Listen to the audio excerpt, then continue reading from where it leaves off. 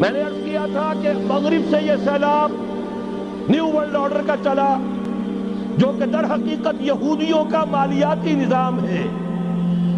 اس مالیاتی شکنجے میں انہوں نے یورپ امریکہ کو جکڑا ہوا ہے۔ اس کے بعد ان کی فتوحات کا دائرہ عالم عرب ان کے شکنجے میں آ چکا۔ ابھی آپ نے خبریں پڑھی ہوں گی، اب تو ہزاروں فنڈامنٹلسٹ سعودی عرب میں گرفتار ہو رہے ہیں، علماء گرفتار ہو رہے ہیں۔ یہ ساری حکومتیں جو امریکہ کے ایجنٹوں پر مشتمل ہیں، در حقیقت یہی سب سے پہلے اپنے ہاں کے جو مسلمان ہیں، جنہیں یہ کہتے ہیں کہ یہ فنڈامنٹلسٹ ہیں، سب سے پہلے تشدد ان کی طرف سے ہوگا۔ بہرحال اب اس سے آگے ہے عالم اسلام کا وہ حصہ جس میں میں اور آپ بھی ہیں، یہ غیر عرب عالم اسلام، ایران سے شروع ہو کر پھر افغانستان، جو حضور کے زمانے میں خراسان کہلاتا تھا، یہ پورا افغانستان، کچھ تھوڑا سا حصہ ایران کا، کچھ تھوڑا سا حصہ روسی ترکستان کا، کچھ حصہ پاکستان کا، یہ سب حضور کے زمانے میں خراسان کہلاتا تھا۔ اس کے ضمن میں جان لیجئے اب یہ نیوکلیس بننے والا ہے، یہاں سے خلافت کا آغاز ہو کر رہے گا۔ اس کے شواہد کیا ہیں؟ پہلی بات نوٹ کیجئے، ختم نبوت کے بعد سارا سلسلہ مجددین کا ہے رحمہم اللہ۔ 1000 برس تک سارے مجدد عالم عرب میں پیدا ہوئے۔ 11ویں صدی سے یہ صنم خانہ ہند، مجددین کی آماجگاہ، مجدد الف ثانی رحمت اللہ علیہ، 11ویں صدی ہجری یا الف ثانی، اسی کے دوسرا 1000 سال وہیں سے شروع ہوا۔ کہاں کے رہنے والے تھے؟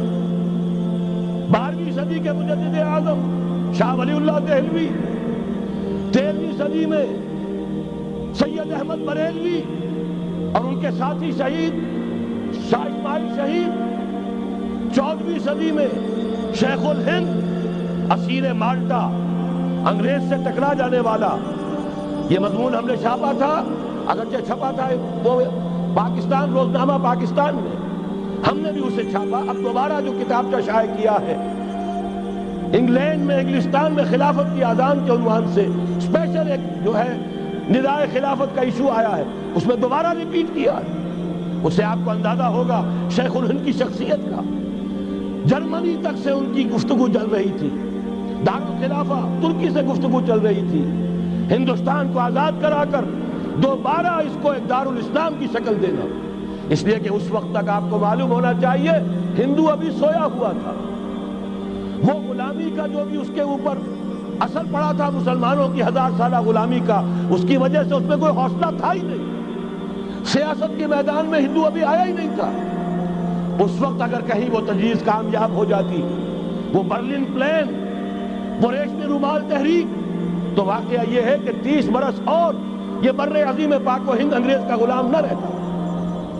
وہ تحریک بھی چلی تو یہی۔ پھر یہ کہ اگر خلافت کو ختم کیا گیا تو احتجاجی تحریک چلی تو یہاں، اور کس شد و مت کے ساتھ، مولوی اماں محمد علی کی جان بیٹا خلافت میں دے دو، پورا بر عظیم پاک و ہند گونج اٹھا۔ گاندھی کو شریک ہونا پڑا تحریک خلافت میں، کہاں گاندھی کہاں خلافت۔ پھر اور شواہد نوٹ کیجئے، وہ جو کولونیل رول بظاہر ختم ہوا ہے، تمام مسلمان ممالک بظاہر آزاد ہوئے، لیکن کہیں بھی تحریک میں اسلام کا نعرہ نہیں لگا۔ صرف ایک جگہ، پاکستان کا مطلب کیا؟ لا الہ الا اللہ، اور اس سے پھر گونج گیا پورا بر عظیم پاک و ہند، راس کماری سے لے کے درہ خیبر تک، اور ادھر مکران سے لے کر چٹاگانگ تک۔ پاکستان کا مطلب کیا؟ لا الہ الا اللہ، پوری دنیا میں اس کا کوئی نعرہ نہیں لگا۔ پھر پاکستان ہے وہ ملک جہاں قرارداد مقاصد پاس ہو گئی۔ خلافت اصولی اعتبار سے ہم نے تسلیم کر لی۔ جب حاکمیت اللہ کی ہے، ہمارے پاس حاکمیت نہیں، ہم حاکمیت کے مدعی نہیں۔ 10 کروڑ عوام کی ایک نمائندہ اسمبلی نے قرارداد مقاصد پاس کی، یہی تو خلافت ہے۔ ہمارے پاس جو اختیار ہے اللہ کا ڈیلیگیٹڈ ہے، اور یہ انہی حدود میں استعمال ہوگا جو خود جو اصل حاکم ہے اللہ، جو اس نے متعین کر دی ہے۔ پھر یہی وہ ملک ہے، واحد ملک پوری دنیا میں جس میں فیڈرل شریعت کورٹ نے بینک انٹرسٹ کو ربا حرام قرار دیا ہے۔ پوری مسلم ورلڈ کے اندر اس کی کوئی مثال موجود نہیں۔ یہ شواہد ہے۔ علامہ اقبال جیسا مفکر یہاں پیدا ہوا، مولانا مودودی جیسا مصنف یہاں پیدا ہوا، مولانا الیاس جیسا مبلغ یہاں پیدا ہوا، شیخ الہند جیسا مجدد یہاں پیدا ہوا۔ پورے عالم اسلام میں اس کی کوئی مثال موجود نہیں۔ اور میں تو ایک اور بات کی طرف کہتا ہوں، اللہ کے معاملات بڑے عجیب ہیں۔ یہ جو جنگیں ہونے والی ہے، یہ جو خیر و شر کا مارکا دنیا کو ہے پھر مارکا ہے روح و بدن پیش، تہذیب نے پھر اپنے درندوں کو ابھارا، اللہ کو پامردی مومن پہ بھروسہ، ابلیس کو یورپ کی مشینوں کا سہارا۔ یہ جو ابھی مارکا گرم ہونے والا ہے، پہلا حصہ میں آپ کو بتا چکا، شیطان، اس کا ایجنٹ یہودی، ان کے سب سے بڑے کارندے زائنسٹ، ان کے جو اس وقت اعلی کار ہے west, white Anglo Saxon Protestants, جو امریکہ کی زیر سرکردگی نیو ورلڈ آرڈر لے کر چلے ہیں، جو حقیقت میں نیو ورلڈ آرڈر ہے۔ دوسری طرف دیکھیے، ذرا غور کیجئے، ایک حدیث نبوی ہے، ما انزل اللہ من دائن الا انزل لہ دواء، اللہ نے کوئی ایسا مرض پیدا نہیں کیا جس کی دوا پیدا نہ کی ہو۔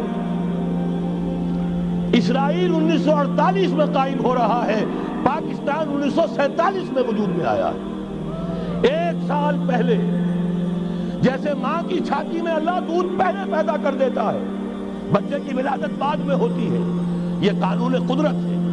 اسی طریقے سے توڑ اس کا در حقیقت اسرائیل کا توڑ ہے جو پاکستان کی شکل میں وجود میں آیا۔